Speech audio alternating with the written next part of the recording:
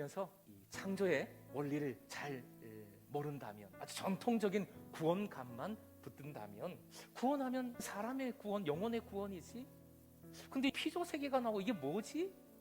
굉장히 의아할 수 있어요. 그래서 오늘 본문을 꼼꼼히 살폈습니다. 사람의 구원은 예수 그리스도를 믿는 믿음으로 주어진 은혜이지요. 그 은혜로 우리가 아무런 조건 없이 예수 그리스도를 통하여 하나님의 자녀가 되는 겁니다. 자녀된 은혜입니다. 하나님의 자녀로 나타나기를 피조 세계가 고대한다 했어요. 하나님의 자녀는 하나님의 형상과 똑같은 개념입니다. 하나님의 형상으로 나타나서 온전히 살아서 이 피조 세계를 잘 다스려 주기를 고대한다는 것이지요.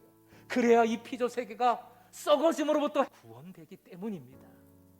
결국 구원은 영혼의 구원이면서 이제 좀 개념을 확장해야 돼요. 이 피조 세계의 구원까지 구원의 개념 속에 들어가는 것이로구나 기억하십시오. 그러면 우리의 신앙의 구체적인 삶이 변화돼요. 그렇게 구원을 위해 이제는 기도하게 되고 애쓰게 되고 힘쓰게 되기 때문이지요. 홍수 심판 때 하신 심판의 말씀에도 이 구원의 원리가 그대로 들어있어요. 사람의 생각이 온통 죄악뿐인 것을 보시고 한탄하셨잖아요. 홍수로 심판하시고자 작정하셨는데 사람으로부터 가축과 기는 것과 공중의 새까지 피조 세계까지 연결되어 있어요. 공동 운명체예요. 왜요? 하나님의 형상이기 때문에, 하나님의 대리자이기 때문에 사람만 심판받는 것이 아니라 피조 세계까지 함께 심판을 받는 것이지요. 그런데 이것은 뒤집으면 어떻게 되는 겁니까? 피조 세계까지 함께 심판을 받는데 이것을 뒤집으면 사람도 구원을 받고 그 구원으로 말미암아 피조 세계도 구원받을 수 있음을 약속하신 것이지요. 오늘 본문이 그 의미잖아요. 허무한데 굴복시키셨으나 결국 영광으로 변화되게 해주실 것이다. 그래서 이어지는 창세기 6장 8절부터 9절까지 한 사람이 등장하지요. 여호와께 은혜를 입은 노아가 구원을 받습니다. 노아만 구원받는 것이 아니지요.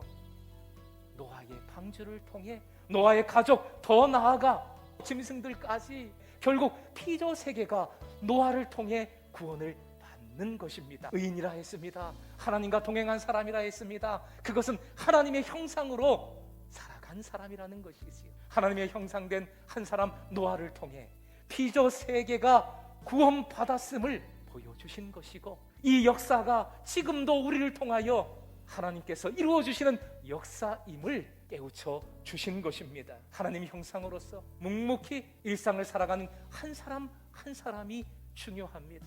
그 한 사람 한 사람이 소망이 되는 것이지요. 지금도 진짜 순교하는 믿음의 사람들이 있어요. 그런데 우리가 순교의 신앙을 기억하고 본받는다는 것은 그런 신앙을 존경하고 공경하고 대단하다라고 끝나면 안 되잖아요. 우리의 삶에서 조금이라도 실천해야지요. 일상에서 실천하는 선교적 신앙이 진짜 신앙 아니겠습니까? 피조물의 구원을 위해 내 욕심과 편안함을 순교시키자. 물휴지들 많이 쓰시죠. 근데 그 물휴지 화학약품이 처리된 플라스틱이라 그래요. 썩지 않습니다. 자연스럽게 없어지는 물휴지도 있다 그래요. 조금 가격이 비싸겠죠. 그런데 조금 비싸도 우리 그런 제품 구입했으면 좋겠어요. 언더기회가 이 코로나 상황에서 정말 어려운데 먼저 실천하고 있잖아요. 환경제품 그런 것들을 지금 쓰고 있습니다. 하나님의 형상으로서 자연을 위해 내 편안함, 내 욕심을 순교시키자는 것입니다. 그게 일상의 순교신앙 아닐까요? 피조 세계를 바라보는 우리의 순교신앙 아닐까요? 주실 영광을 바라보십시오. 지금 여러분의 삶이 어떠하든지 주실 영광을 바라볼 때에 반드시 허무함에서 벗어나 새로운 기쁨과 만족과 감사가 넘치게 되는 줄로 믿습니다. 어찌하든지 피조 세계의 구원을 위한 순교자, 하나님의 자녀, 하나님의 형상으로 나타나 새로운 영광을 함께 누릴 수 있기를 주님의 이름으로 축원드립니다.